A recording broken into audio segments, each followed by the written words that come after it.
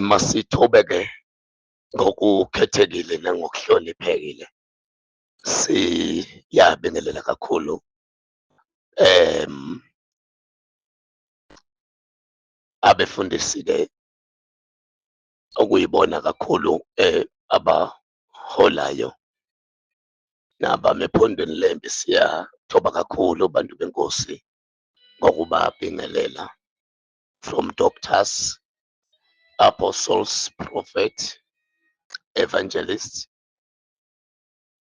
teachers and pastors of the word of God, able ministers of the New Testament, the God elect, God stewards, bishops, elders, diacons. Siyabingelela kakhulu nalapho kena esifinyelela khona, iso lethu lingakwazi ukubona kodwa iphimbo lethu elikwaziyo ukufinyelela. Siyathoba kakhulu egameni likaJesu, siyabingelela. Haleluya. Nebandla-ke nje lonke likaJesu siyalibingelela namhlanje ntambama. Sithanda kakhulu ukuthobeka kubantwana benkosi, siyawubingelela umzimba kaKristu. UNdlovu lo okhulumayo, inceke yenkosi, ngiyakholwa sindisiwe. Ngiyazalwa-ke le KwaZulu Natal endaweni yaseNyukhasela, kodwa-ke ngokuhlala ngila eGoli endaweni yaseSpruit. Alibongwe igama lenkosi. This is a platform yethu-ke bathandekayo esisebenzisayo uma uhlala usizwa sikhuluma, sisebenzisa yona where sibonisana ngezwi likaNkulunkulu, sihlomisana.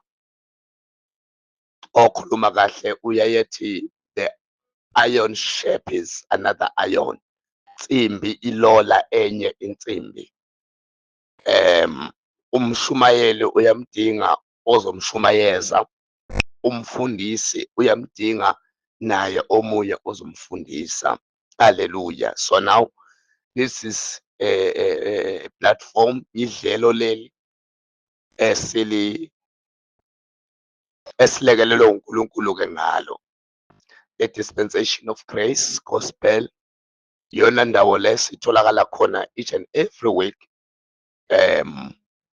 Sunday, lapho khona-ke siba khona nesifundo esiba naso-ke phakathi kwethu, sibonisana-ke izwi likaNkulunkulu, ukwabiwa kwalo. Alibongwe igama lenkosi. Siyamkholwa kakhulu uJesu ukuthi mkhulu kakhulu umehluko osukhona nosazoba khona uma isikhathi silebele siqhubeka, ngoba bafowethu asikhulumeni ukuthi ekuqaleni kwethu ukungena lapha ekholweni sangena sahamba, sangahlaliswa phasi, sangena nje save sesahamba, sangahlaliswa phansi. La khona sethulelwa kahle okuyisifundo ngalo izwi likaNkulunkulu ukuba lisebenza kanjani, lisetshenziswa kanjani, lihanjiswa kanjani, nokuhlonishwa kwalo izwi lenkosi. Asizange sibe nenhlahla yokukuthola lokho, kodwa-ke uNkulunkulu emuhle wahamba-ke wasisiza laphaya endleleni, sesikwazi-ke ukuthi-ke siphinde sithole kahle ngendlela okufuneka-ke sithole ngayo. Awu, amen bathandekayo. Befowethu-ke bengithembisile ukuthi ngizongena ngiqhubeke nesasikade sikubukile ngaphambilini. Bafowethu, namhlanje so ngifikile-ke bafowethu, ngiyafisa sibukisane isihloko lesi ebekade sisibheka, noma i-subject le besi-treat-a ye-transition.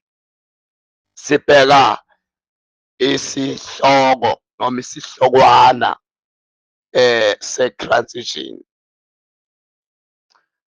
transition ke le sibonile ihamba ivela lapha eBhayibhelini esiwaphathayo oku-66 books, kodwa la khona esifocuse khona noma esibukelele into yokufundisa ngokugxilile incwadi kaBook of Acts, incwadi yezenzo zabapostoli elaphaya kwi-New Testament, la khona kuqala khona ke ibandla lenkosi uJesu. iTestament elisha ke asilibuke kuphela ngokuthi incwadi ebhaliwe la eBhayibhelini ngoba kubhaliwe nje, kodwa siyibuka based on umsebenzi osuke usubonakele noma obe usube khona ngokuthi uJesu enze njani engene emsebenzini wokuyofela abantu bonke ezonweni zabo. Then ila khona sesithola ke iTestament elisha. Uma nje kungekho lokho noma besingakubonanga kwenzeka lokho, iTestament belingayi kuqala, right ke. So now iTestament elisha ke lisinikezela ukuthi khona iTestament ebekade likhona ngaphambilini landulela leli elikade likhona, right. Leli belikade likhona uJesu bekhona kulo, kodwa efihliwe, engekho bala, engambuliwe, efihliwe kulo, efihlwe ngokwemifanekiso ethile nangokwezibonakaliso ezithile. Kodwa uma ke sesimbone siwe kufeni, efa evuka, lokho ke sekusinikezela ukwambulwa kwakhe, ezombulelwa esahlikweni esisha. Khona ke bathandekayo, right ke sabuka ke in the book of Hebrews chapter 11 verse 16, chapter 9 verse 16, la khona bekufundeka ukuthi ke like a will that takes effect when someone dies, the new covenant was put into action at Jesus' death. His death marked the transition from the old plan to the new one, canceling the old obligations and accompanying sins, and summoning the heirs to receive the eternal inheritance that was promised them. He brought together God and his people in this new way. Kuyezwakala ke bathandekayo. So ke i-message le ebesifunda ngayo la lisimple leli verse, sichazile ngaphambilini ku-part 2. So now angeke ngisadwela kulo kakhulu, but then nje loya transition loya ovela lapha ku-part C, igama leli elisho u-change noma elisho u-shift. Uma uthanda ungaphinde uthi liyamusho u-transformation, but kakhulu liphethe umuzwa ka-change no-shift, okuyili gama elithathwe kwigama elithi metaverse, which means it's METAVASI ngokwesiGreki, right. La khona sibona uguquko, sibona ushintsho luzoba khona.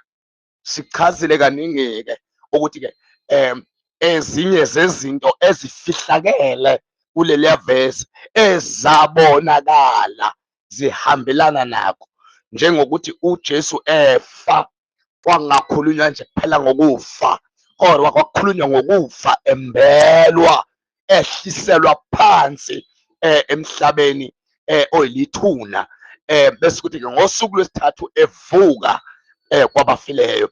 Sikuthola lapha u1 Corinthians chapter 15 from verse 3.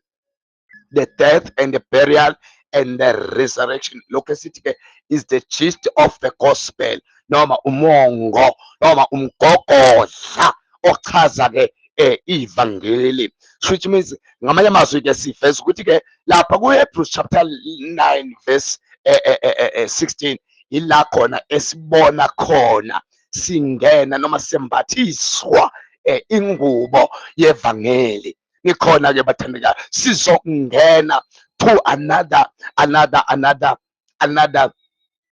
fulfillment of his promised ayekade ithembisile. Siyakhumbula bathandekayo ukuthi ke in the book of Hebrews mawufunda ke lapha ku chapter 11 ama-elders noma abasandulelayo lo ama-forefathers akholwa izwi, akholwa insindiso figuratively because yayingakafiki in a reality form, bakholwa yiyo then balungisiswa, but abazange bona beyamukele internal inheritance that was promised, baze bafa iy'thembiso bezibona ziza kude. But thina sangena kwi-reality of the promise, sasamukela isithembiso ngoba siphile to the dispensation whereby ukufa kukaJesu kwenzeke in the past. To that audience aba-experience ukufa kukaJesu bona bangeniswa to the reality of the promise, because ukufa kukaJesu nokwembelwa nokuvuka kwakhe kwabafileyo ba-experience, bangeniswa kukho-ke. Nikona bathandekayo. So now ngicela ke bafowethu ke ukuqhubeka sibukisane ke nje indawana emfishane, because angifuni ukuba mude kakhulu in this time around for what I'm looking to present kule platform ke bathandekayo. Alright, ngicela ke sibukeke in the book of 2 Peter chapter 3 from verse 15 to 18. Angikhulume kanje bathandekayo, konke sikufundisa la sikufundisa sibuka izwi likaNkulunkulu, ukwabiwa kwalo in a pattern of a chronological, yabona, ngokwendlela. Okay, kunamagama amabili khona into ekuthiwa it's a biblical technicalities and biblical composition. La magama lawa awafani, khona u-technically, ukhona u-composition, right? U-composition indlela iBhayibheli elabekwa ngayo masifunda lapha emaphepheni, composition le. Then u-technically i-application yalo, ukwenzeka kwezinto, hayi ukubekwa kwazo, hayi ukubekeka kwazo, kodwa ukwenzeka kwazo. Lezi zinto zombili bafowethu ayifani, niyezwa kodwa lezi zinto zombili ayifani. Kubalulekile ukuba ungumuntu ofundayo ukwazi ukuyihlukanisa, because once wahluleka kahle ukuyihlukanisa kuzoba nzima uku-understanda actually uNew Testament eBhayibhelini, ngoba uNew Testament akahlukanisiwe imingcele noma ama-boundaries lawa obekelwe wona ngokwe-composition yalo iBhayibheli, kodwa uhlukaniswe i-application noma imisebenzi ethile eyabonakala ngolo owayezoyenza, of which it was Jesus Christ. Yezwakala bathandekayo. So nangale ngoba sibuka uBook of Acts, ngifuna kube nayo lento engqondweni yokuthi laba bantu mabesuka bengeniswa kwi-reality of the testament, khona ezinye izinto ababekade bezenza bebuya nazo ngale, yezwakala, ezazingafuneka ukuba zibonakale in the New Testament, but zikhona, ziyabonakala, zibhaliwe ngokwe-composition yeBhayibheli. Wena njengomuntu ofundayo, in the extent of having an understanding, kulesi sikhathi kufuneka ukwazi-ke to go through, my God, to cut straight of what is about to be taught, noma ukuthatha lokho ongafuneka ukuba kubonakale noma kufundiswe ukubeke eceleni. Okay, consider all that our Lord's patience brings salvation, just as our beloved brother Paul also wrote you with the wisdom God gave him. Right? Lawyer wisdom, lawyer ovele laphaya uchaza skillful noma intelligence is the Greek word, also Sophia.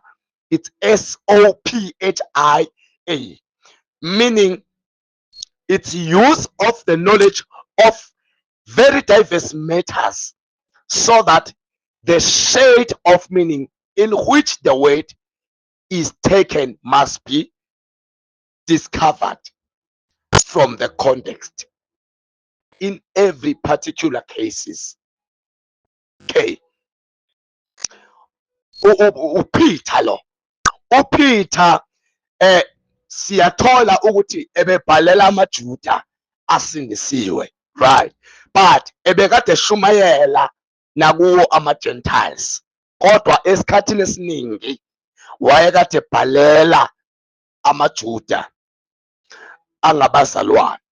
Lana-ke u-introducer incwadi noma u-introducer an author of Paul, esaziyo ukuthi-ke ubhale towards 60 to 75% of his book ngale kwi-New Testament, of which it was 13 books and few chapters from the book of Hebrews. However, there is a debate there ukuthi uPaul wabhala abanye bathi 14 books, abanye bathi 13 books. I know ukuthi book of Hebrews bathi owayekade ibhala bathi akaziwa, but if you check, if you research, bazokutshela ukuthi ubook of Hebrew, some chapters abhalwa nguPaul, some chapters abhalwa uLuke no Barnabas. I think there are 4 or 5 of them ababhale ubook of Hebrews, if you check it according to research. So now la uPeter lo khuluma ke ukuthi ke uPaul njengoba besazi ukuthi ke uNkulunkulu wamsebenzisa ukuba alethe incwadi ezikhuluma ngensindiso, nakuba ke incwadi lezi ayikade ibhala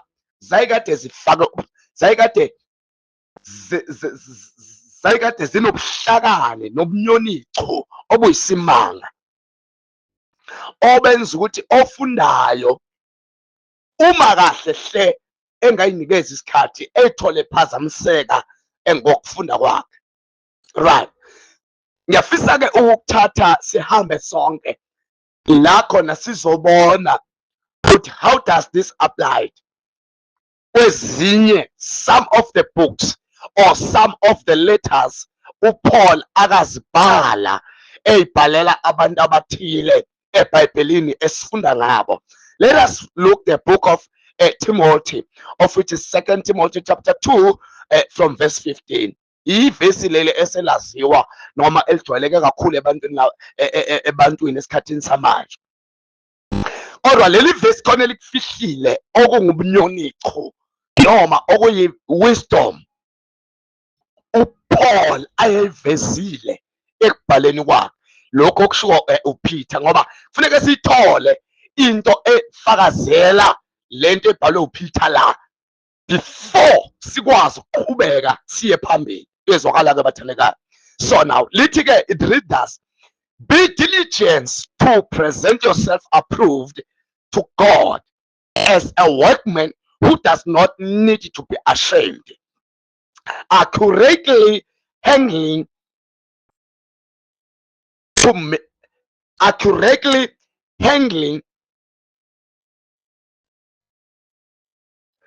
the truth, the word of truth, accurately handling the word of truth. Ngibekezelele nje isystem yami iphinde ihluphe kancane slowly.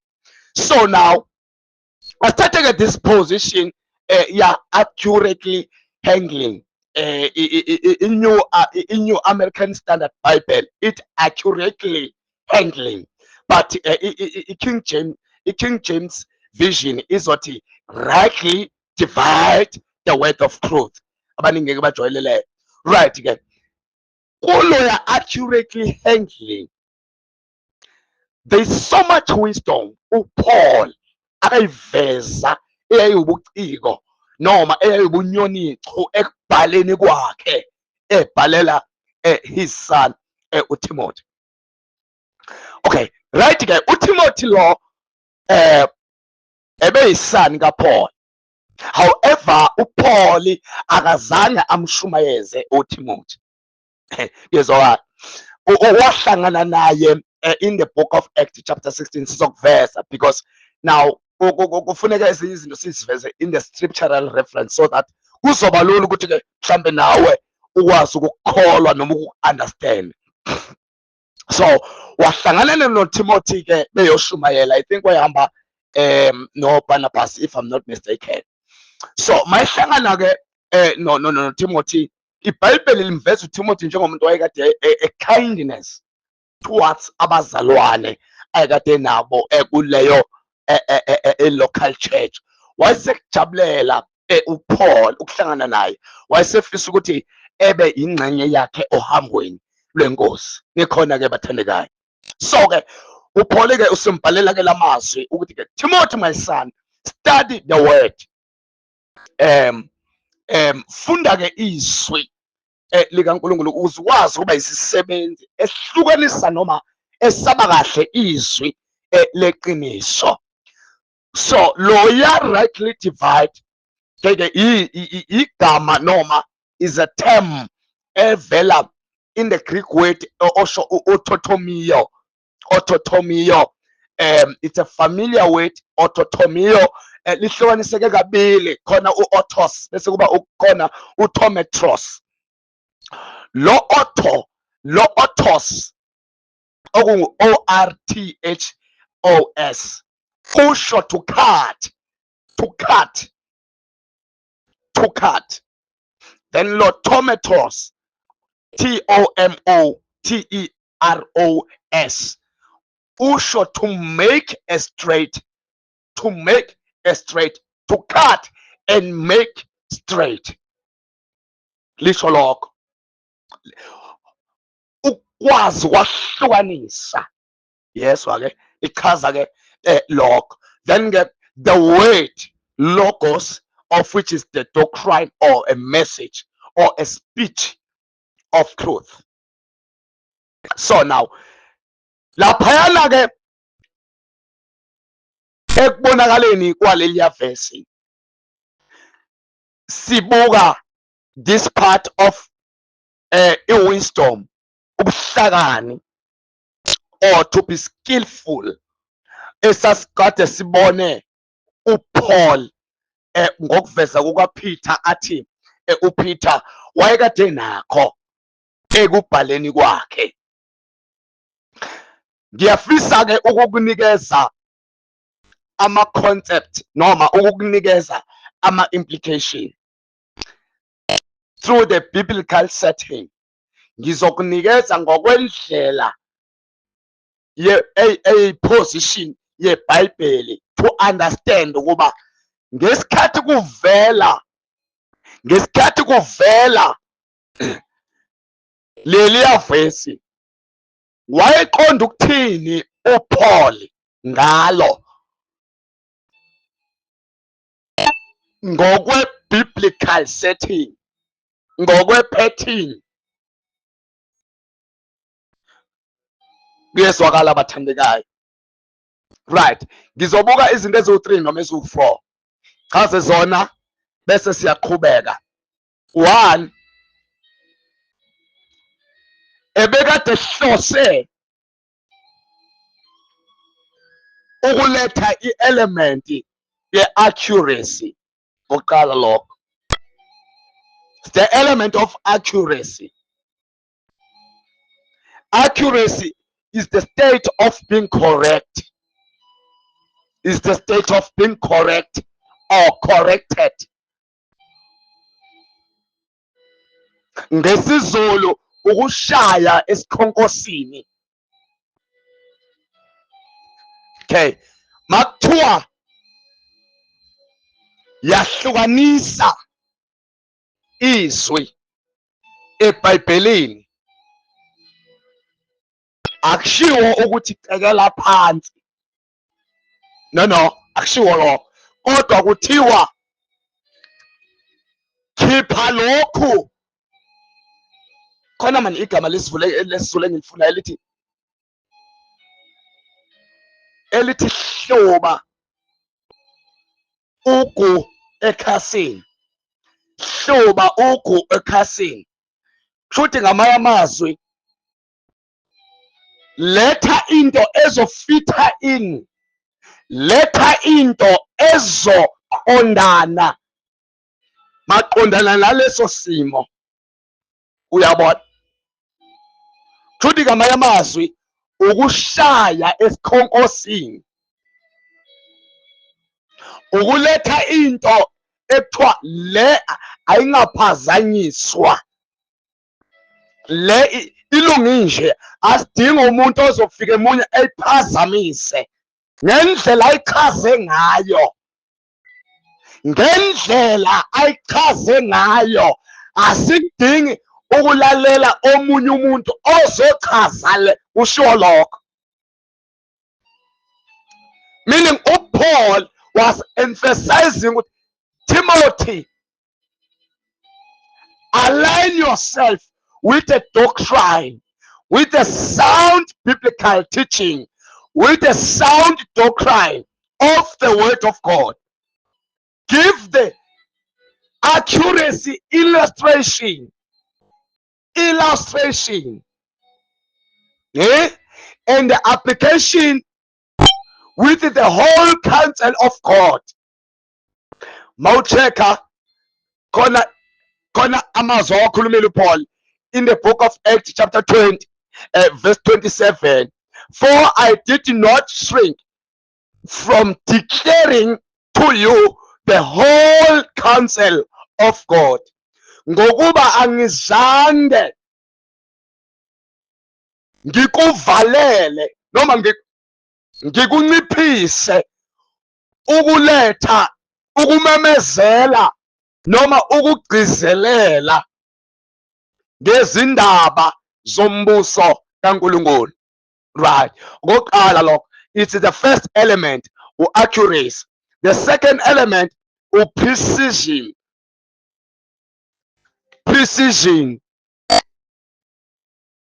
Leyanto noma leliya vesi lisinikeza the precision of which is the clarity, ukukwazi ukucacisa. Hey my God, khona abantu abawazi ukucacisa, ukukwazi ukucacisa kahle, ikhanya into wayichana lo muntu lo, yacaca yathi ba. Loya study, it gives us the element of precision, ukukwazi ukucacisa kahle into ngokwendlela ebekufuneka ibe ngakhona. Hey my God, njengoba sifunda uBook of Acts sizocacisa Oh Nkosi yami, ngoba sifunda book of Acts, the transitional book, sizocace ukuthi no, kahle in terms of the sound and correct doctrine kwangafuneke sikubone lokho, yabona. Kodwa ke because of the certain influence or because of the customs of Jews ayekade dominator ngaleso sikhathi, kwaba lidela ukuba bengene kwi-under pressure yokuthi bekwenze lokho, because the whole Bible was written according to the cultural of Jews. Lonke iBhayibheli 66 books wabhala ngokosiko lwamaJuda. See? That is why ke abantu bezizwe kwakunzima kakhulu ukudila nabo kulesa sikhathi se-audience yo Paul mabehamba beshumayela, yabo. But ke sohamba sikubona lokho, yabo. Okay, this term no precision usho is to reject the slope synthesis scriptures. Scripture must not be amalgamated with speculative myth, right? Okay then, masibuka lapha ku 2 Timothy chapter 4 verse 3 to 4. For there is going come a time when people won't listen to the truth, but will go around looking for teachers who will tell them just what they want to hear. For they won't listen to what the Bible says, but will bigly follow their own misguided ideas. Uthi LB lo engifunda ngayo la. uPaul uveza ukuthi ke kuyofika lapho khona isikhathi abantu beyofuna ukulalela izwi njengangoko kubatshwa kwemizwa nokwendlebe zabo, befulathelesile indlebe zabo eqinisweni, yabo. But wena njengomfundi wezwi likaNkulunkulu akufuneke u-engage kuloyo moya, akufuneke u-engage kulabo bantu bakuleso sikhathi. Useveza ukuthi ke wena you must stick, ne? Wena you must stick ekwazini ukucacisa kahle. Wena kufuneka ukwazi ukuletha leyanto yokwazi ukuhlukanisa izwi leqiniso. 3, i-element esithathu u-integrity, loyal noma honest, ubuqotho, ukwethembeka. Sinabantu namhlanje abangathembekile ezwini. Okay, before uthembeke ebantwini, you must firstly be loyal to the word of God. Khona abantu esinabo abangakwazi ukuthembeka ezwini. So uPaul wayeseveza u-integrity, be loyal noma ngathiwa abantu abahambelani nento oyishoyo, uma ngabe ingendlela ekufuneke ibe yiyo ngokwezwi likaNkulunkulu, let so be it. Bathandekayo, namhlanje singene kwi-trap yokuba abantu abaningi bakwazi ukuma because of the men's affirmation. Once leyo nto yanga-recognizwa with the certain people, baphelelwa ngamandla. baba disloyal, baphelelwa ngamandla, they fall kuleya nto yokuba beshumayele a seasonal message le ekitaza abantu vibe, yabo, because umuntu osuke eshumayela uyakwazi ukuthatha i-anointing yakhe e-cooperate namandla angasiyo, so that ezokwazi ukufita in noma ukubelonga kwixesha noma kwisikhathi esithile esisuke sesi-introduciwe kuleso sizukulwane. Okay? But ke uPaul wasinikeza this element ukuthi ke no, be loyal, be honest through the word of God. Yabona? Because lento le oyikhulumayo it will be approved and be tested, yeah, by fire. Yabona? Mawufunda ngale 1 Corinthians chapter 3 verse 13 uthi kuyoba khona la khona isikhathi esiyofika kwehlulelwa khona imisebenzi ethile abantu ebekade beyenza emhlabeni. We are understanding it. So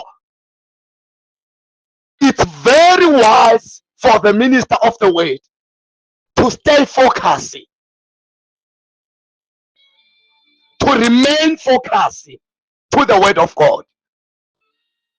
Bafowethu ngiyazi, nami ngumshumayeli, nami ngumfundiswe, I know exactly kubuhlungu kanjani ukungamukelwa entweni osuke uyifundisa because of I dominate kulabo bantu. But praise to be God, ngoba khona abantu uthi uPaul sinayo inhlalo, we have the remnant, sinabo abantu abathile bafowethu abalethwa abafihlwe uNkulunkulu, wabafihlela lesi sikhathi esinje, wabafihlela lesi sizukulwane esinje. Siyayibonga into yokuthi noma ngabe singeke safinyelela ekwi-stadium siyomemezela ngombuso kaNkulunkulu okuyiwo, izwi likaNkulunkulu lapho khona lipresentwe accurate, lapho khona lishunyelwe ngendlela kufuneka abantu belireceive ngayo, noma singasayi kufika, but labo abathile abatholakele, labo abathile abatholakele, lokho kuyokusibusisa, kuyosimisa, kuyosilalisa nobuthongo. So remain loyal.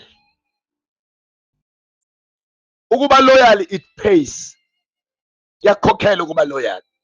Lalela, ngoba ngikhuluma nabantu abahola imisebenzi la,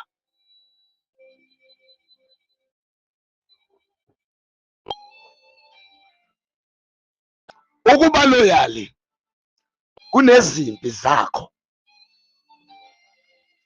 You will be tempted in such a ways that uzofisa nokuyiyeka nje lento le because of your loyal.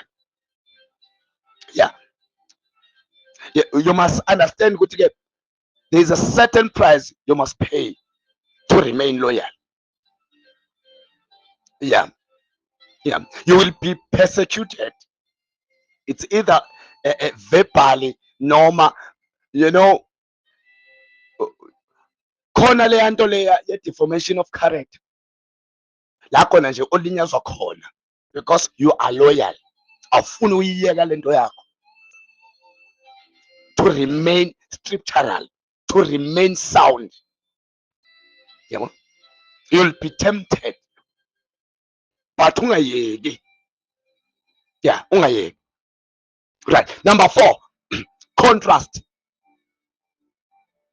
uPaul lapha ngesikhathi eveza ebhala wayefuna ukuveza nansi enye element, contrast. What is contrast?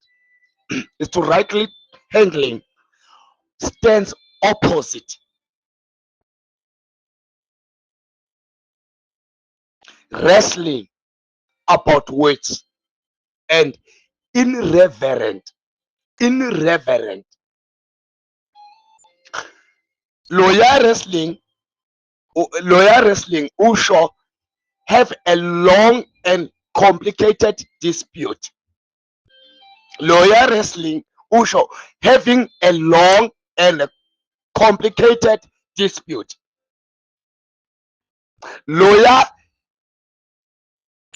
irreverent usho lack of respect for people.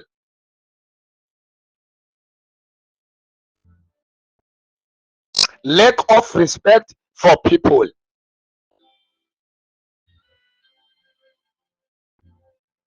You see? So, contrast lawyer ovezwe lapha ukwazi ukukhathanisa. Ukwazi ukukhathanisa ukusebenziseka kwamagama, ukusebenziseka kwemisho, ukusebenziseka kwezwi elizowuthulwa. Uyazi ukuthi kuleya contrast, uyazi ukuthi kukhona abantu abane intelligence noma intellectually ethi umuntu esabingelela esasakwe introduction sebekwazile ukungena bangena my God, sebemzwile ukuthi ufuna ukuthini engakasho. So leya nto leya i-attach kwi-gift yomuntu oshumayela noma ofundisayo. Leya nto i-attach sondelene kakhulu nomuntu oma phambi kwabantu eyofundisa. Yezwakala bathandekayo. So i-element leya comparison kwahlukanisa. Wrestling about words and irreverent charter, authoring ministry in objective truth rather than rhetorical showsmanship. So kubalulekile ngakuthathi kancane, kubalulekile to understand ukuthi no, this is not our message. No, this is not our message. Thina asibizelwe ukuyoshumayela ngaleya ndlela. You make the comparison. Kubalulekile bathandekayo. Right ke asendlule sibuke the theological significance noma the perspective. Asiwabuzobala nje angeke ngiwachaze kakhulu. Ayekade echaza uPaul, ayekade echaza ubuhlakani ngendlela ayekade ethule ngayo esikade ebhalela uTimothy. Yokuqala is the revelation coherence. Revelation coherence. It amplifies the quality of being logical and consistent. Yes. Or the quality of forming a unified whole. Cutting straight presumed scriptures internal harmony. Esibili, sufficiency of scripture. Hydrated sufficiency of scripture, for the word is God breath. Kubalulekile ukuba each and every minister egcwaliswe ngezwi likaNkulunkulu. Kubalulekile not ukuba deficiency. Khona abantu esinabo embusweni kaNkulunkulu baphethe amabhayibheli kodwa abafuni ukuzisoka to the depth of the scripture. Abafuni ukuhlalela izwi. Yet the word is the God breath. Loya God breath ovela lapha akusuye loka enforsawo. Okay, khona uGod breath ka enforsawo osho lo to blow upon, bese kuba khona God breath, lo osho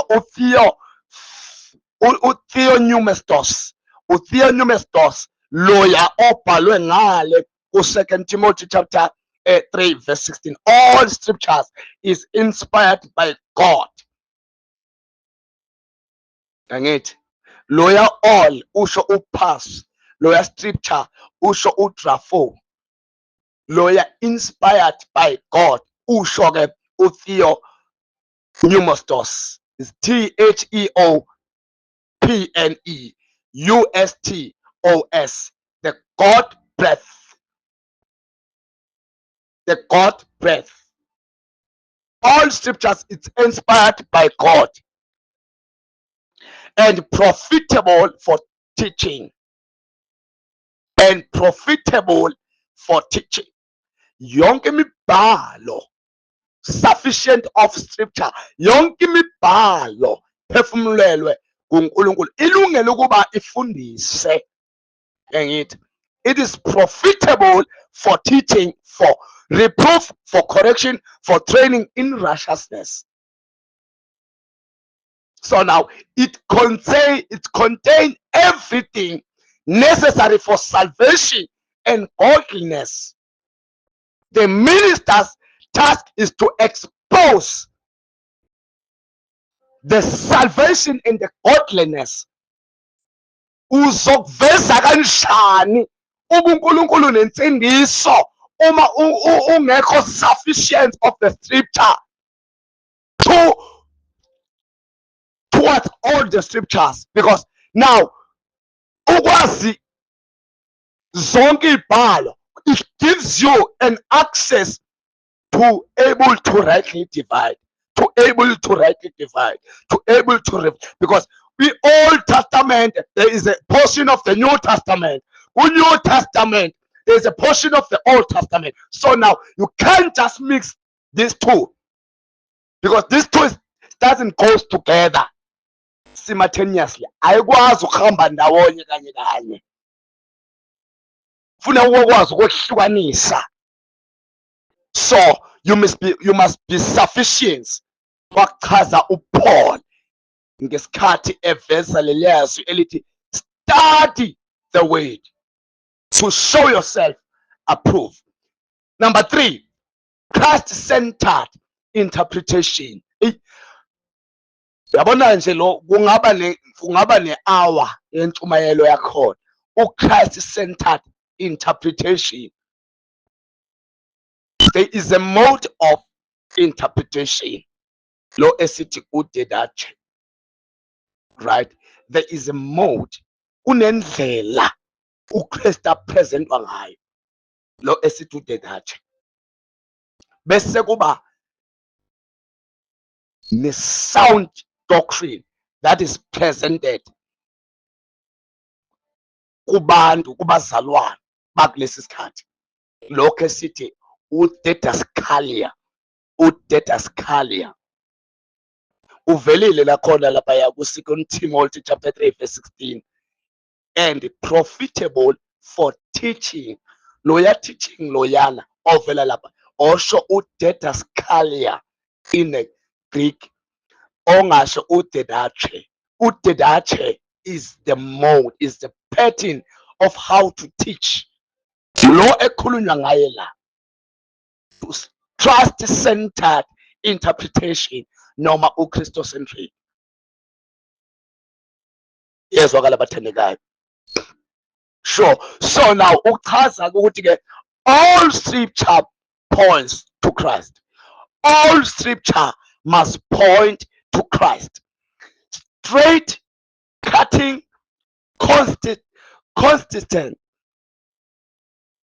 consistently direct hearers to the crucified and the risen Lord. Yeah. Basinikeza i-example ngale ku-Luke chapter 24 from verse 27. Then beginning with Moses, with all the prophets, he explained, daimeniwa, to interpret, to interpret. He explained to them the things concerning himself, all the scriptures. Yabo, uJesu ebachazela ngale kuma gospel, wayengabachazeli ngezinto ezazingekho mayelana naye.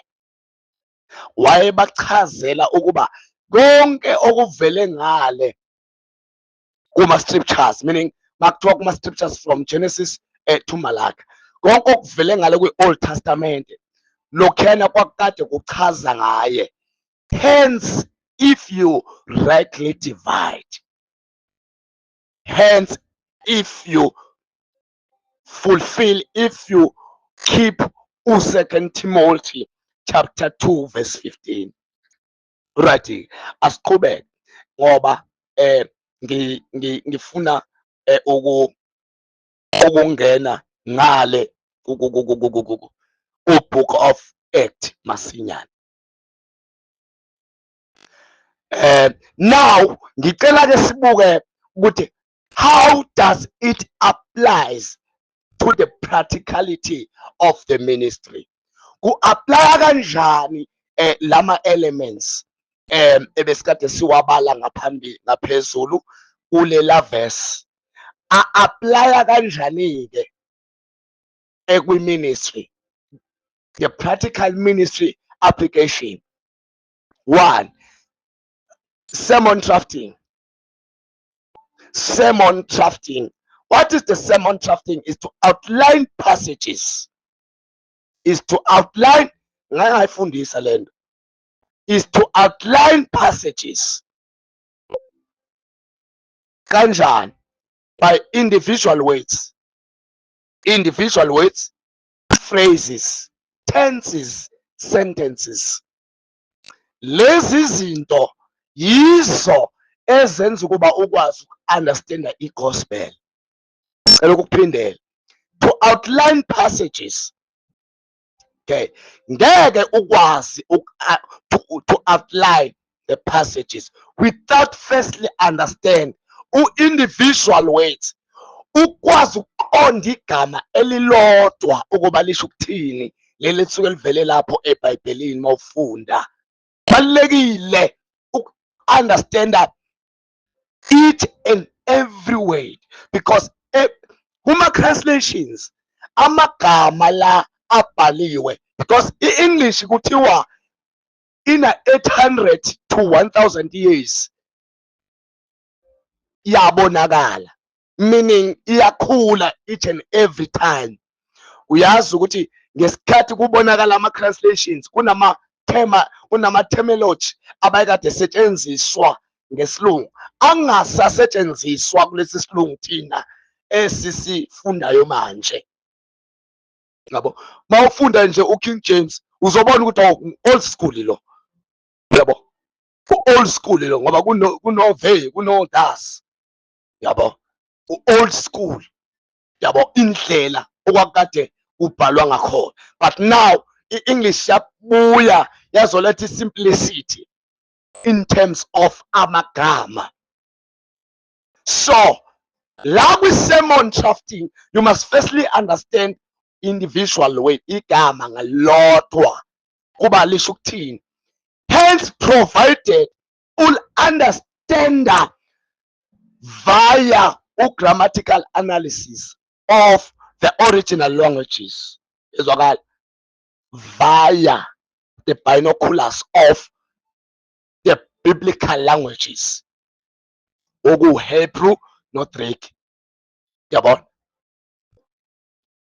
Then phinde futhi understand ama-phrases, amaganyana lamancane of or now, lamagama angama-conjunction ajoyina imisho.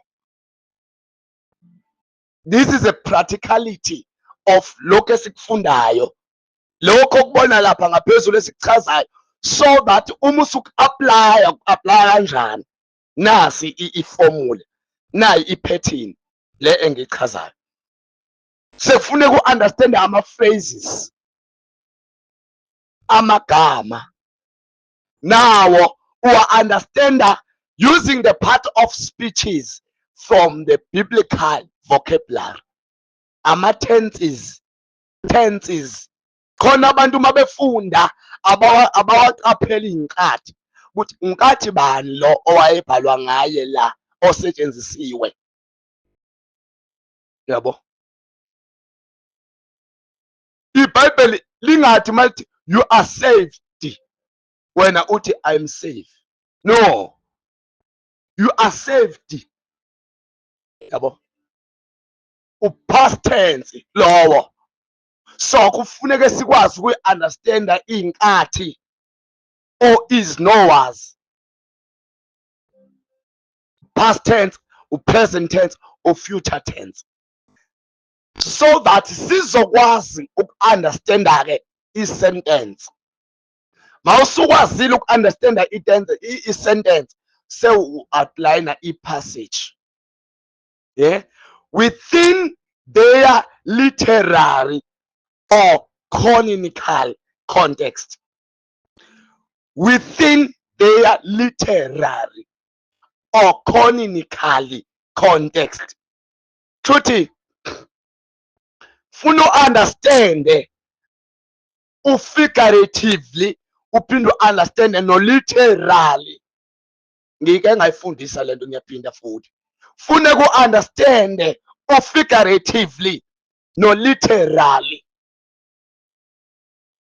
so that uzokwazi uku-understanda imongo noma isizinda senkulumo le ofuneka ukuyipresenta ebantwini, yeah, and grammatical analysis and grammatical analysis and grammatical analysis grammatical. Yabona nje angazi ukuthi ke lento singayifaka kanjani emzweni nasengqondweni nasegazini nasemathanjeni abantu ukuba ingene. Yabona ayikho into ebuhlungu njengokubona umuntu eshumayela kodwa ubone ukuthi yazini i-biblical vocabulary is not balanced, it's not well balanced.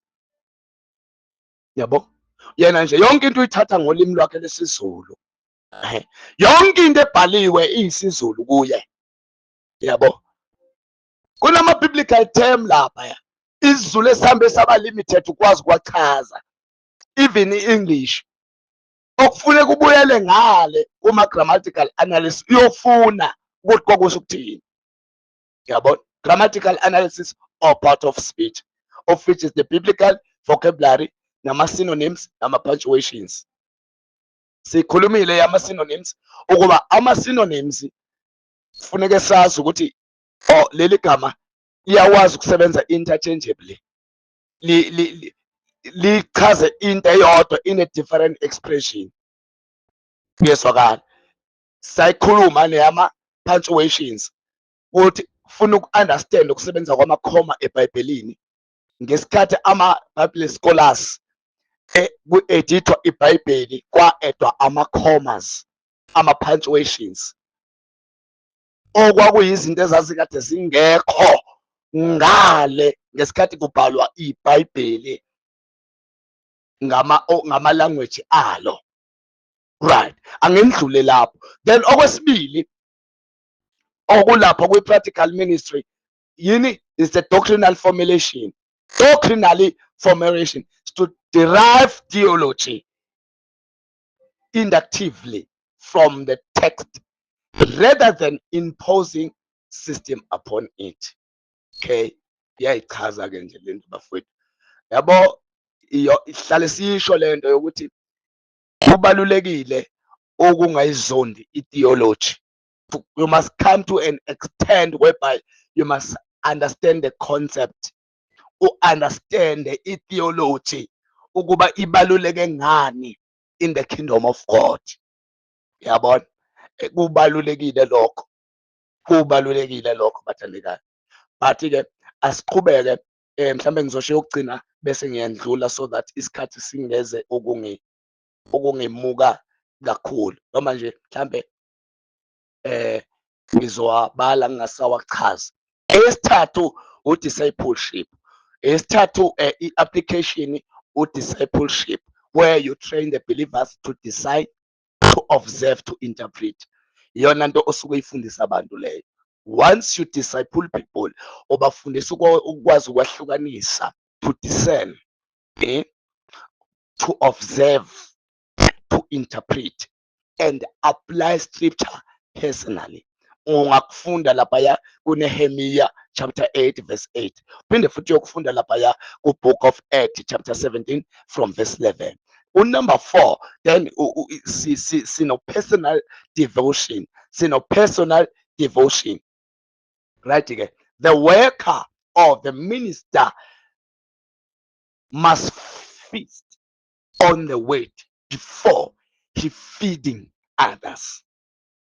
Umuntu oshumayelayo kufuneka ebe ne-closet or a devotional esaseyedwa before engage abantu. Kuyezwakala. Uhamba ukufunda ke lapha ku-Ezra chapter 7 verse 10. Inkinga lento yokuthi uzopresenta into ebantwini nawe ungakabi full equipped ngayo, it will lead you to the deep error. It will lead you to the deep error. Lokho esithi polemics. Khona iterm ekuthiwa is a polemics in a theological perspective. Polemics, of which is it's Polemikos in Greek. It's Polemikos. Polemikos. To fighting truth with unbiblical statement or aggressively attack, or refutation of the opinions. Ukuphikisana nemibono. Ukuphikisana nemibono. Yabo? Noma ukulwisana nezinto ezikhulunywayo ezingatholakali eBhayibhelini. Usinabantu embusweni kaNkulunkulu ongakhuluma qhantsha imthambo, edabuka umlomo lapha emaceleni. But if you check into akayikhulumayo, ayikho biblical perspective, ayikho biblically. Yabo? Ayikho biblical. It's an opinion, umbono. Mbono. Yabo? Akusiyona intshumayelo. No, akusiyo intshumayelo. Yabo? So, lawyer polemics usho to refute error. To refute, urefute usho ukuphikisa, ukuphikisana neziphosiso noma nephutha noma nesiphambeka. U-error isiphosiso, iphutha. Yabona? To refute error with patient exposition, embodying both fairness and gentleness. Mawungayofunda ngicela ufundeke lapha u2 Timothy chapter 2 from verse 24 to 26. God's servant must not argumentative, but a gently listen and a teacher who keeps cool. 25. Working firmly, but patience with those who refuse to obey. You never know how or when God might sober them up with a change of heart and a turning to the truth. 26. Enabling them to escape the devil trap, where they are taught and held captive, forced to run his errands. Message translation lo. Yabona, akufuneke siphikisane, akufuneke siphikisane nabantu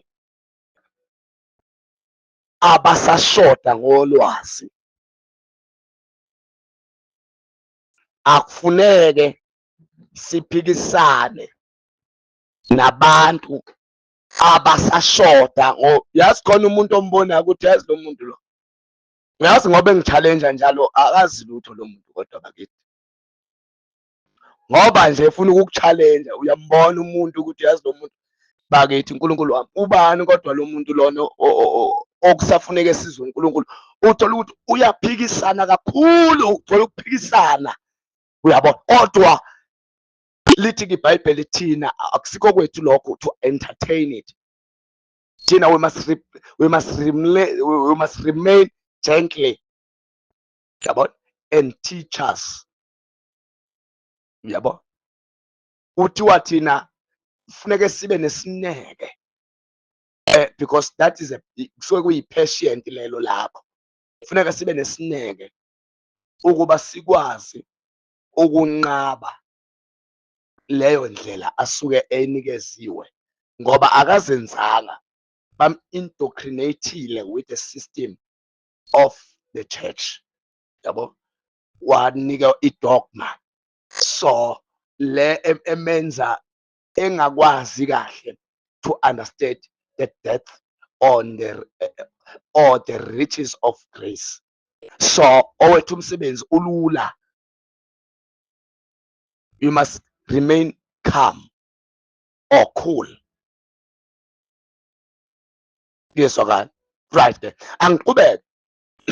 If we continue go 2 Peter chapter 3 verse 16, uthi uPaul ke, he Paul writes this way in all his letters, speaking in them about such matters. Some part of his letters are hard to understand. Are hard to understand. You know, one of the things abantu kufuneka bezazi, the letters of Paul are not just the letters to understand, but are the letters to have faith. Izincwadi zokuba ukholwe, not ukuba uyiqonde. Zona uPeter uthini?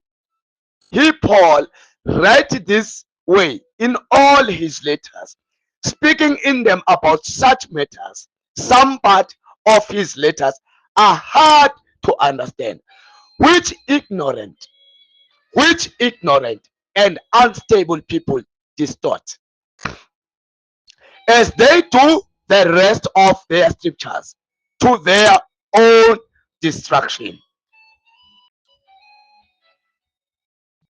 Right?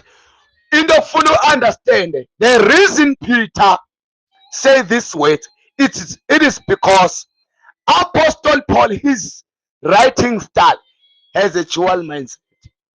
Has a dual mindset. The mindset of law and grace, of which yayikade iphethe into yesiGreek, iphethe into yesiJewish. It was the admixture. Some of the terms ezisetshenziswa nguPaul across the 13 books and a few chapters of Hebrews, uzothola ukuthi njengangoba uPaul wayestudishe under the Jewish law, uGamaliel eJerusalem, uzothola ukuthi He was a moderator or an interpreter of the laws of Judaism. Before ezoba ne-encounter. Yet, wayeseba a theologian and a God messenger in a Christianity. Owa-authorisha noma owaba ngumbhali wencwadi. Some of people bathi 13, some of people bathi 14. Right, okay? It's debatable. Ayikho inkinga. Because uBook of Hebrews bathi akaziwa owambhala. Yabo. But futhi uma umuntu onganankinga nokusearch, you will get ukuthi uBook of Hebrews ubhalwe ngabantu abawu-4. Bathi ubhale uPaul, wabhala uLuke, wabhala uBarnabas, kwase kubhala uApollos. 4 people ababhale uBook of Hebrews. If you check Talari, uma uyinikeza isikhathi uresearcher uzokuthola. So now 13 books and few chapters of Hebrew uyasebenza nayo. No, 14 books uyasebenza nayo. Uya ngawe ukuthi which one you prefer. Iyezwakala ke bathandekayo. So now the writings of Paul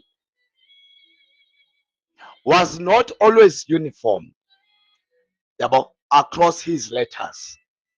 It changed based on the audience. Kwakudependa ukuba ubhalela abantu bakuphi. Mayizobhalela abantu baseKorinte, the Corinthian church, yayingafani nendlela azobhalela abantu base-Efesu. Kuyezwakala bathandekayo. Kwakuba khona ukuhluka. Sometimes uzoba friendly, sometimes uzoba formal. Sometimes he will approach leso senzo. Mhlambe is an opposition somehow. Mhlambe uzos-approacha forcefully. Kuyezwakala. Wayengabhali just nje ngokwendlela noma ngokwesystem eyodwa. So now the Pauline theology has unveiled the Old Testament. Njengoba sazi bazalwane ukuthi ke uPaul mayisuke ebhala wayekade ebhala ngani ngokuthi ethathe imystery ayembule elethe in the reality of Christ. Yes, which gives us the total illumination of what was the concealed through types and shadows and symbols. Kwakusinikeza enlightenment noma kwakusicacisela ngoKristu ukuthi ke wayekade ngubani from the book of old, from the old covenant. Sikuthole ngoPaul. He gives us the formula and the pattern to interpret the scripture in the light of Christ. Wasinikeza ne roadmap to know the gospel of Christ. So that is why ethi ke uPeter verse 16 ethi ke ezinye incwadi zakhe are hard to understand. Wayekade ke chaza ke lokho bantwana benkosi. Then ke lapha ku verse 17, therefore beloved, since you already you must have a mindset ukuthi ke uPeter kusho wayekhuluma nabazalwane vele. Then beloved, ngakho ke bazalwane, since you have already know these things, be on your guard so that you will not be carried away by the error, by the area of the lawless, and fall from the secure standing. 18, but grow.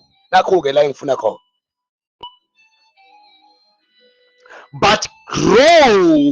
in the grace.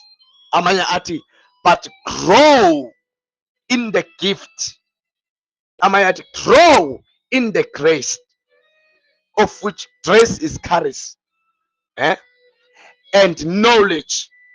Knowledge unixosis, gnosis, gnosis. But grow in the grace and knowledge of our Lord and Savior Jesus Christ. To him, Christ, be the glory both now and to the day of eternity. Amen. Right then. Since laba ayekade babhalela uPeter la babekade bengabazalwane, right ke bangabazalwane, they already obtained the salvation by grace. Yabo, kodwa he emphasized into yokuthi kodwa ke ningagcini lapho, sukani lapho ningene la ekukhulisweni entweni eseneyamukela. Yabo,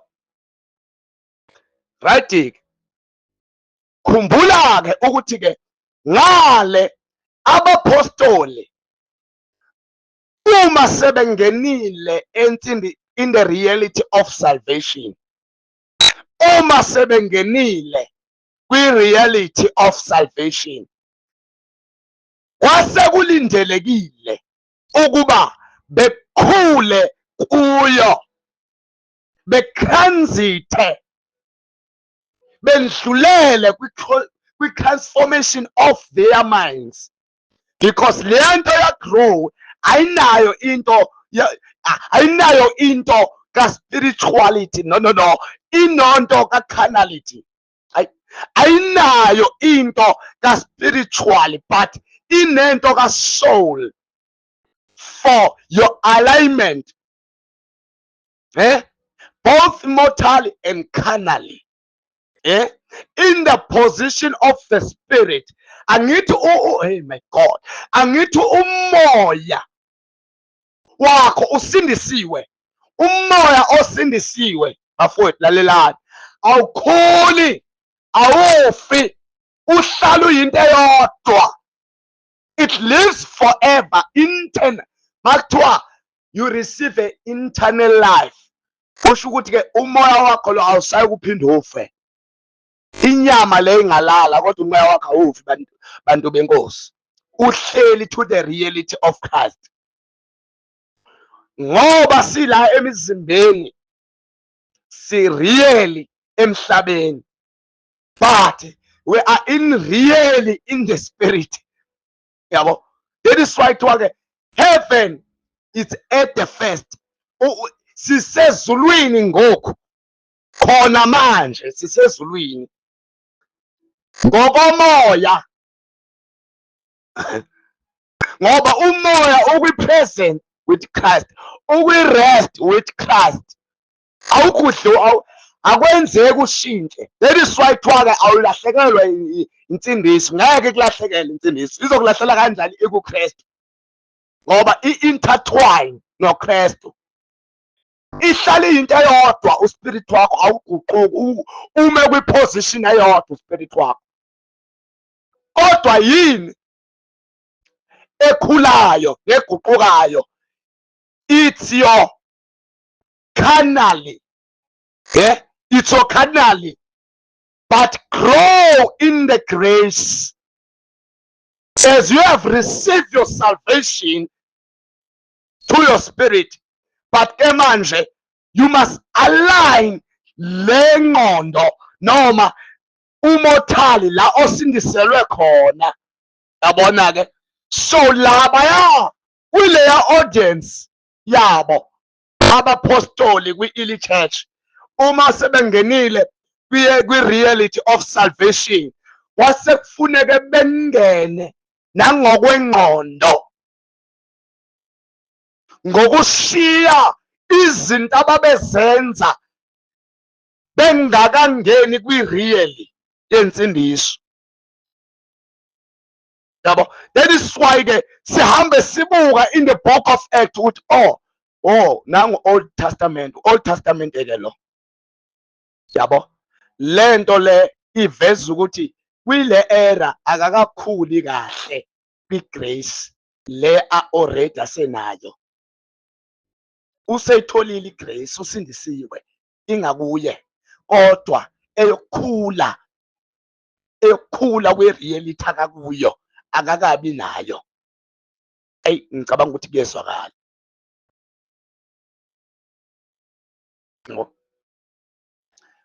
Your spirit does not grow. Angiphinda. Your spirit does not grow, does not die. It lives forever without any wrinkles or blemishes. Umoya, you are a spirit being. You are a species being. You don't have wrinkles. Awunambimbi, awunasihla. You once saved, you will always be saved. As you are a new convert, you grow in the knowledge. You grow in the knowledge and the revelation of Christ for your mindset. For your mindset being transformed. Ngokuba ingqondo yakho iguqulelwa kulento esindiselwe kuyo. By the word of God. Ngezwi likaNkulunkulu. By understanding the depth of faith. Ngokwazi izinzulu zokukholwa.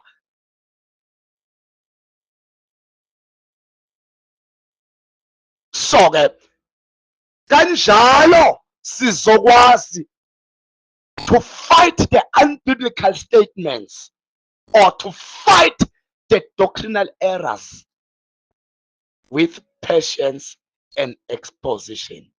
Right? Buka ke asingene. Yezwakala. Asingene. In the book of Acts, sigcinana sasikade sifunde sasigcine Acts chapter 15 verse 10 to 11. Now then, why do you try to test God by putting a yoke on a neck of the disciple, such as neither our forefathers nor were ourselves were able to endure? But we believe that we are saved.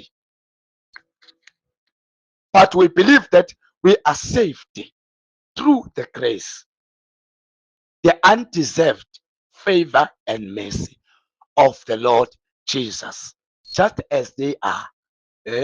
Ngesikhathi ke la khona kwakuvela umuntu kwakuvela umfarisi phakathi wabo wazoletha the customs of Jews ukuthi no, akekho umuntu ongasindiswa engaligcinanga usiko lwamaJuda lokuthi enze njani, circumcise, because isiJuda sasithi you must circumcise. Okay, mhlambe i-circumcision yayikade isho the sign of righteousness, the sign of being righteous. Yeah, kwakusho uphawu lokuba ulungisisiwe ngokosiko lwamaJuda. Uma uyokufunda from the book of Genesis, I think it's chapter 17, if I'm not mistaken. So sasigcine ke sifunde lapho. So now sathi ke that was an error.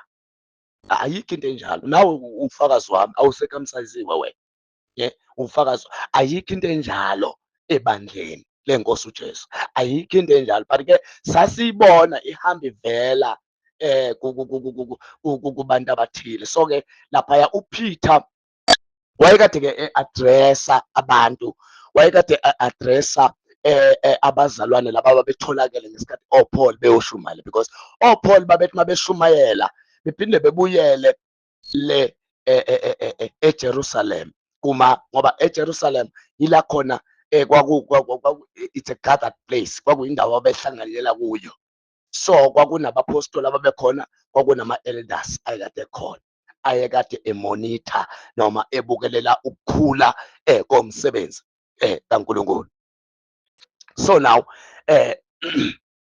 So asifundeke laphaya ku-Acts chapter 16 from verse 1 to 3.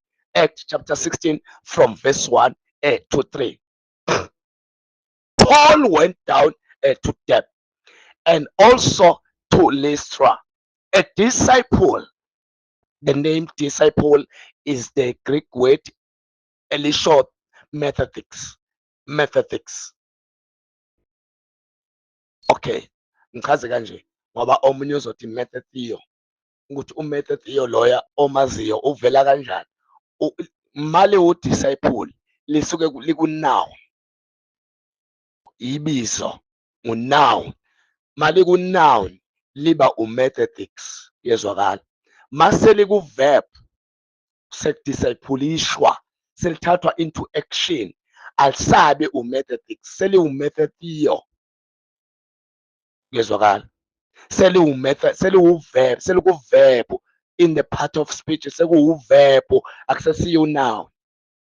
So loya methodics usho a learner or a pupil in usho umfundi, lisho umfundi. Same apply. Igama negama line noun libe ne verb. Ake ngikwenzela omunye umzekelo. Igama elithi love, igama elisho uagape. Love, agape, liku noun. Kodwa walithatha walifaka u-action laba ku-verb sezosho u-agapo. Sezoba u-agapo, hayi agape. Sezofaka eo ekugcineni. Yezwakala. So now Paul went down to Derbe and also to Lystra. A disciple named Timothy. Khumbula ukuthi uTimothy 10 sithe wahlangana nobani? uPaul wahlangana noTimothy kuphi-ke eLystra esikhathi eyoshumayela. A disciple named Timothy was there, the son of Jewish woman who was a believer. She had become she had become convinced that Jesus is the Messiah and author of eternal salvation, and yielded obedience to him. But Timothy's father was a Greek. But Timothy's father was a Greek. Yabona? Okay-ke makuthiwa was a Greek kusho ukuthi wayengumGentiles, wayengumuntu ongekho to the covenant of Jews. Ngezwakala. A Gentile is a Helen. Greek is a Helen. So number 2, Timothy had a good reputation amongst the brethren at Lystra and Iconium. Number 3, Paul desired Timothy to go with him as a missionary. A missionary is the God messenger. Umuntu ohambisa indaba ezinhle. It's the God messenger. And he took him and circumcised. And he took him. Ngithezwa-ke uPaul wayesefisa ukuba ehambe naye uTimothy. Remember ukuthi uTimothy lo umfice vele ekholwa engumzalwane laphaya kwi-local church yaseLystra. So wamthanda because of his good reputation, njengoba bese nguvezile ngaphambilini. But now the problem is that they know ukuthi ubaba kaTimothy wayengumGentile, meaning wayengaphandle kwesivumelwane samaJuda. Kuyezwakala. So uma bezothatha uTimothy behambe naye, kwakufuneke bemthengele ubuzwe. Yezwakala. Bemthengele ubuzwe wobuJuda ngokuba bemcircumcise ezoqualifya ukungena kwisithembiso samaJuda. So selithi ke iBhayibheli ke, and he took him, bani uPaul, he took him and circumcised. Yabo? Lo circumcised usho uperaton. Peraton is P-E-R-I-T-E-M-N-O. Loya pir usho all around. Hlukene kabili leli gama. Khona upir bese kuba khona utekno. Upir usho all around. and techno usho cut off. Truth is to cut off the foreskin. Is to cut off the foreskin. Meaning to cut off the old life, to cut off the old life nature in favor with a new one that is in Christ. Shilo ngathi ucircumcision ngokwe custom noma ngokwe practice noma ngokwe tradition yamaJews wawusho the sign of righteousness, wawusho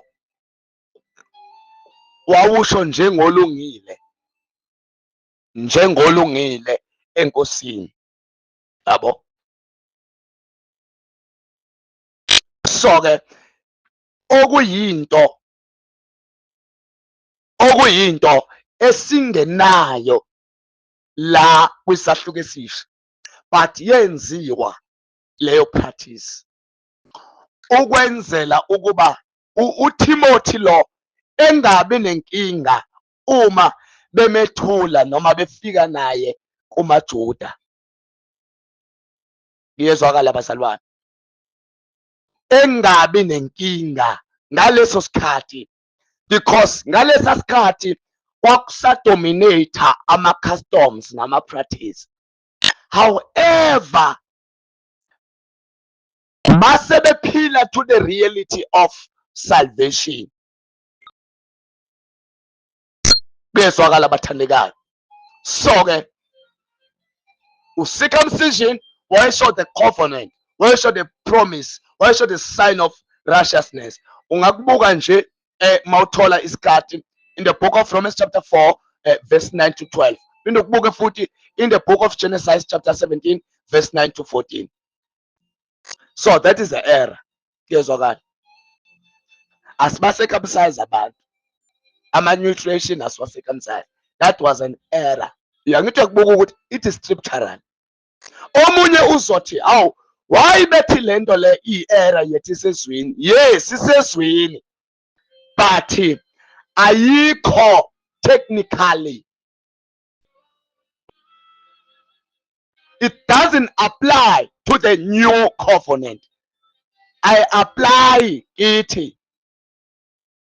with dispensation era yethu. I applies, doesn't apply it. Bayenza wayirecorda uLuke leyo event bayenza, but it's not the part of the New Testament church. Angithi kuyezwakala.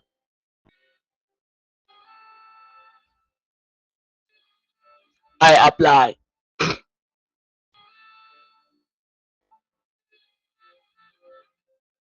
Ukubonaphi futhi ukuthi I apply? Uzokuveza yena uPaul esekhulile esambulweni. Kuyakhulwa esambulweni bantwana benkosi. Kuyakhulwa esambulweni. Vula lapha ya uGalatians chapter 2 verse 3 to 5. Galatians chapter 2 verse 3 to 5. But all went well. Even Titus, who was with me, was not compelled as some had anticipated to be circumcised. UTitus lo ekhulunywa ngaye la wayekade engumGentile, wayengasuye umJuda, wayekade engumGentile, kodwa yena akazange circumcised, although he was a Greek. Isho njalo maseliphelele. Although he was a Greek, was not compelled as some had anticipated to be circumcised, although he was a Greek. My precautions was because of false brethren who has been secretly smuggled into the Christian brotherhood.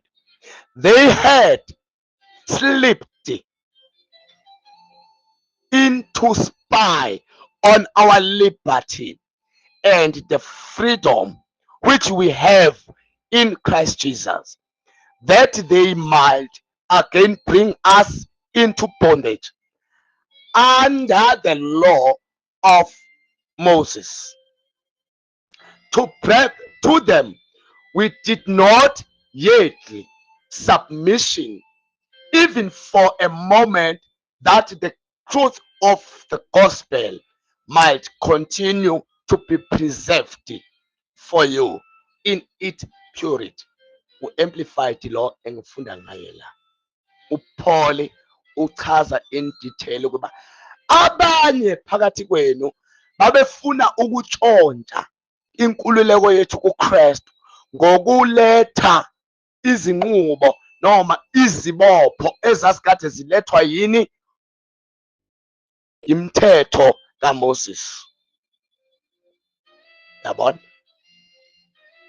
So ngokuba sesakhululwa eqinisweni elaliyivangeli kulezo zinto, uze hambe to the extent whereby esho ukuthi uma ngabe ugcina lezi zinto awusuye okhululekile kuKristu.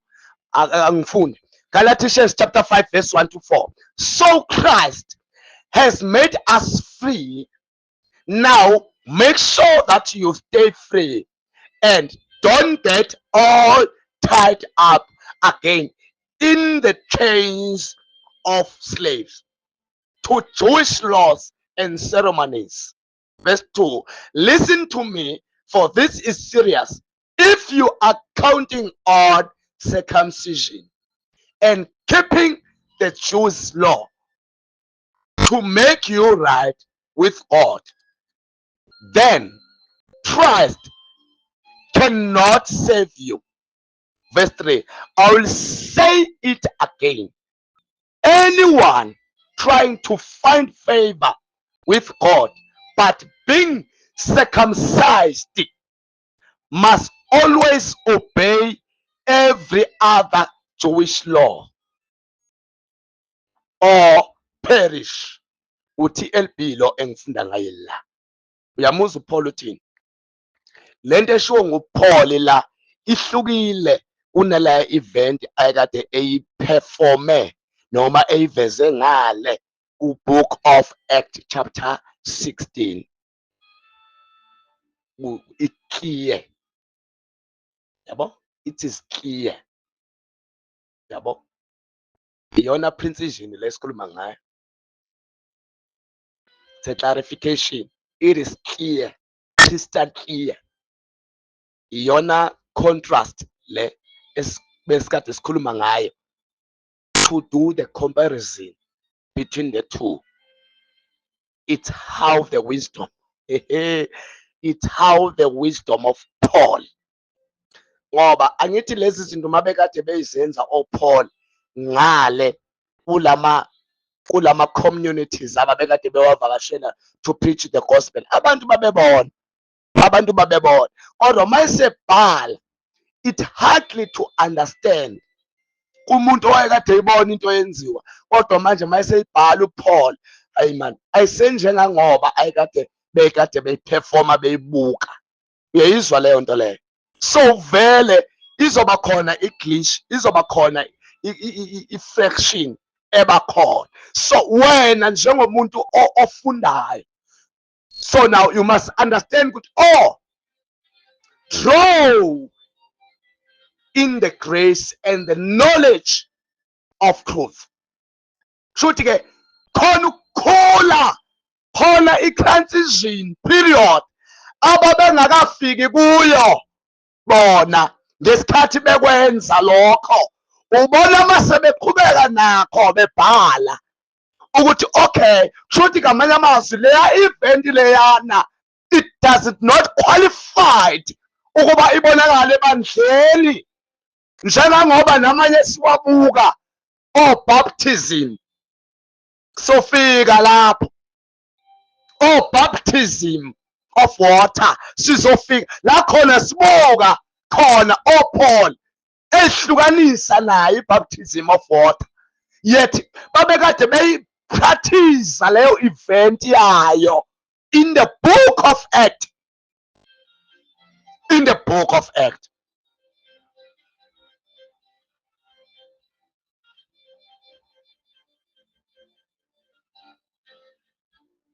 Yabona, bhala leli zwi ngeke ngisakufunda. Philippians chapter 3 verse 1 to 6 ulifunde. Philippians chapter 3 verse 1 to 6 ichaza yona lento le engiqeda kuyifunda la. uGalatians chapter 5 verse 1 to 4. Yabo. Okay, asiqhubeke siqhubeke lapha ku-Act chapter 16 verse 25 to 33. Mhlambe ngeke ngilifunde lonke, but ngizoli-summarize because of time. Ngenzela ukuthi ngingaqi ngale ku-2 hours. Right. Laphaya ku-book of Acts chapter 16 from verse 25 to 33. After Paul and Silas were in prison, they worship God. Siyasazi lesi statement. They worship God through over midnight, right? Suddenly there was a great earthquake. Kwaba khona ukunyakaziseka komhlaba. Futhi ke kwabonakala i-encounter noma kwabonakala i-visitation eyenzeka. They saw the prison doors open. Babona iminyango yamajele noma yamatilongwe ivuleka, and the Roman officers withdraws his sword to kill. Ke umgcinisiboshwa wayesethatha ke inkemba yakhe le efuna ukuyibulala. Then Paul with a loud voice shout, don't kill yourself, we are all here. Wamemeza ke uPaul ukuthi ungazibulali ngokuba sonke sikhona. So ke an officer ran to them, trembled, fell down before them, Paul and Silas. Wayesegijima ke umgcinisiboshwa waya kubo, wayethiwa wawa ngamadolo, wayekade ethuthumela njengothukile. Yabona, right ke. Then after they start to share the word, to declare the goodness of the word of the Lord concerning the internal salvation. Baqala ke ukushumayela izwi likaNkulunkulu lensindiso kulomlisa nabendlu yakhe. So after sebemshumayezile lo mbhemi lo nomndeni wakhe, iBhayibheli lila verse ukuthi ke base bekholwa, then immediately they were baptized.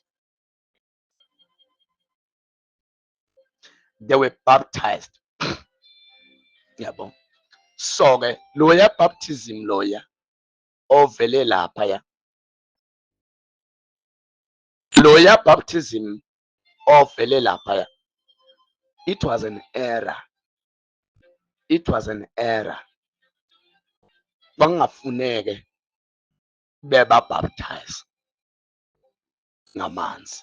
Ngizokuvezela, I will prove you, I will take you through the scriptures so that uzoyibona lento ngichaza la. But ngifuna ke sithi ukuhlehla kancane. There's something I miss lapha phezulu, a very interesting part eyenziwa nguPaul. Ngizokutshela ukuthi why ngithi it's very interesting part. Ngizokutshela ukuthi why ngithi it's a very interesting. Angithi le series ngenzela ukuthi if you are not following from the first place, siqalile, it's not easy to understand. Mase siqhubeke.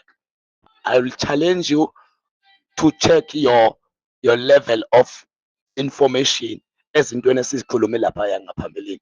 Right ke, asihlehle kancane kulama verse angasenhle. Sibuke uverse 13, ukuya kuverse 15. The word says, on the Sabbath day, when Paul met a saleswoman, her name was Lydia, who was already a worshipper of God in the city of Tyre. He addressed them or baptized them with teachings. Okay.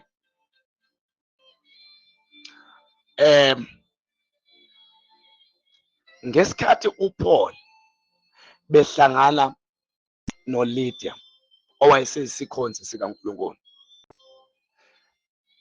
Ekufikeni kwabo behlangene, ukuthi laba besifazane babe on the Sabbath day, they were gathered in the prayer meeting beyokhuleka. So uPaul wafika wahlala to address them about the good news. But ke uma ufunda lapha uzothola ukuthi ngesikhathi uPaul khuluma nabo, umbhali uzoveza ukuthi they were baptized. That baptism ovele lapha, it was not the baptism of water. Again, it was not the baptism of water, but it was the baptism of teaching. Saikuluma land, I think I was treating the subject of baptism. Sichaza ukuthi ubaptism lo awuchaza amanzi. Yezwakala. Ubaptism can explain teaching. Khona into enjalo ukuthi you are baptized with teachings. Loya baptism loya owavela lapha, it was not baptism of water, but it was the baptism of teaching. Kodwa lapha ngesikhathi bekhishwa ematilongweni ababeboshwe kuwo, kuloya mlisa ababemshumayeza yena nomndeni wakhe, ubaptism lowa owavela lapha kwakungubaptism of water. Okay, let's go back. Verse 16 to 18. One day, as we were going down to the place of prayer beside the river, we met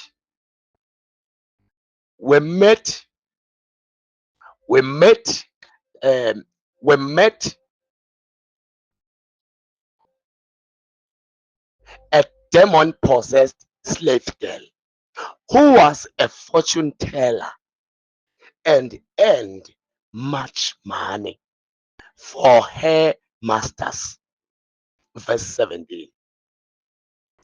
She followed along behind us, shouting, "These men are servants of God, and they have come to tell you how to have your sign, how to have your sins forgiven." Verse 18. This went on day after day until Paul, in great distress, turned and spoke to the demon within her. "I command you in the name of Jesus to come out of her," he said, and instantly it left her. Right. Okay. This is an interesting part. Check. In the New Testament, asilwi nomuntu, silwa nomoya okumuntu.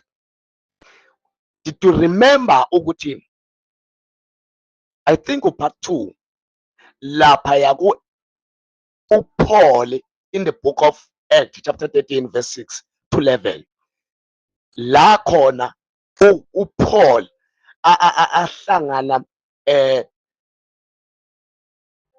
ne-sorcerer, an Erasmus, a sorcerer eyayikade ikrigara a proconsul ngama false teachings, noma induna yekhulu ekade imnikeza izimfundiso ezingesizo. Did you remember ukuthi uPaul wenzani lapho? uPaul lapho denied to rebuke and cast out the evil spirit to that magician. Kodwa instead he led the sorcerer to the curse of blindness.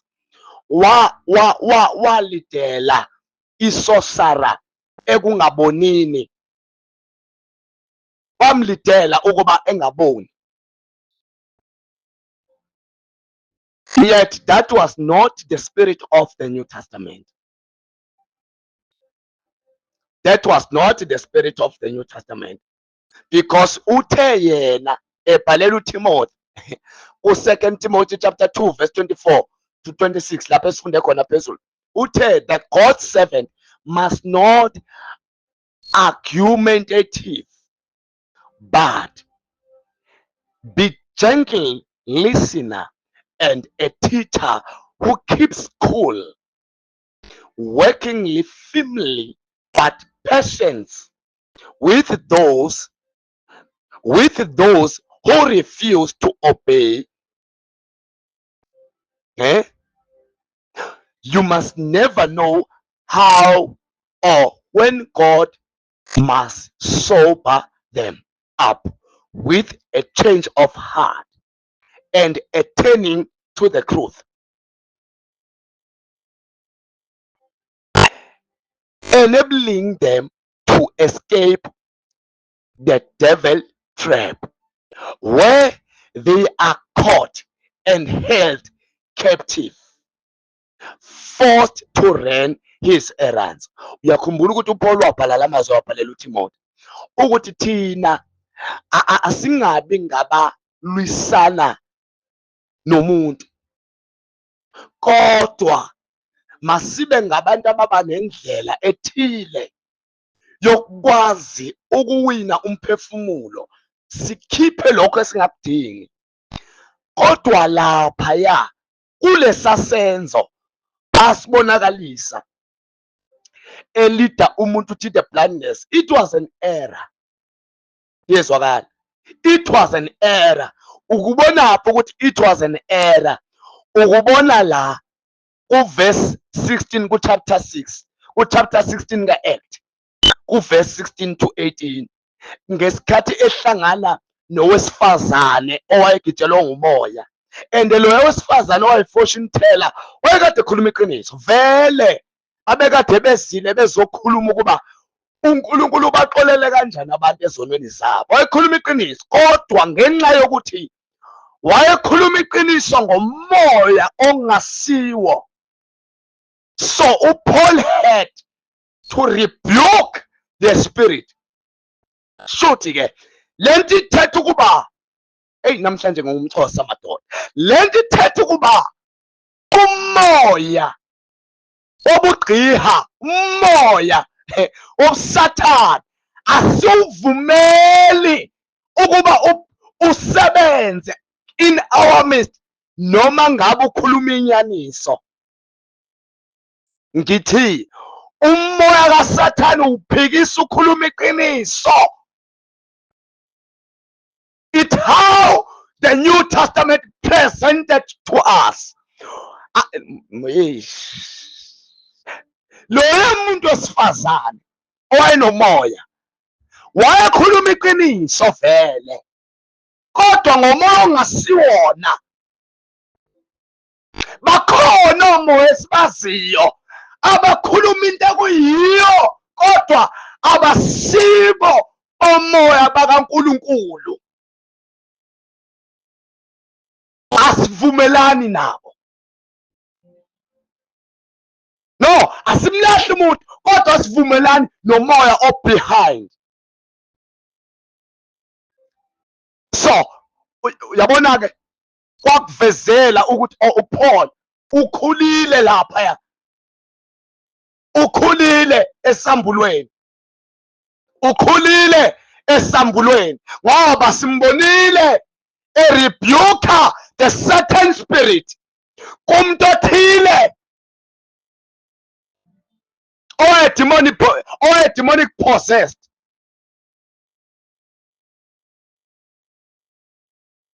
So this is a very interesting part. It's a very interesting part. It's a very interesting part. Asimlahli umuntu. uJesu bafuna besindisiwe. uJesu bafuna bayaphika abaphiki ubafuna besindisiwe. Asimlahli umuntu. siba nendlela esiya ngaye kuye. Uma wena sewukhathelwe nguye myekele, wayeza abanye. uJesu bafuna befikile befinyelele eqinisweni. Uma sewukhathele ukukhuluma nabo iqiniso, ngabaqalekisi bayekele, uzoza abanye. Awuwedwa, sibaningi, bayeke, uzoza abanye, uzoza abanye, uzoza abanye. Wena bayekele, ungaze ube fed up, ungaze ugcine ukhuluma i-cases kubantu. uJesu bafuna besindisiwe befinyelele eqinisweni. Hawu, haleluya. Right, asiqhubeke-ke. I'm about to finish. Okay, let me close this one, then ngizoqhubeka kule yesibili, ngiqedele nje lama notes ami, ngiqedele le teaching le yami egameni lika, ngoba just nje kusele 15 to 30 minutes so that ngizokwazi ukuthi ngiyiwrap up yonke le teaching le ebengade ngiyenza la.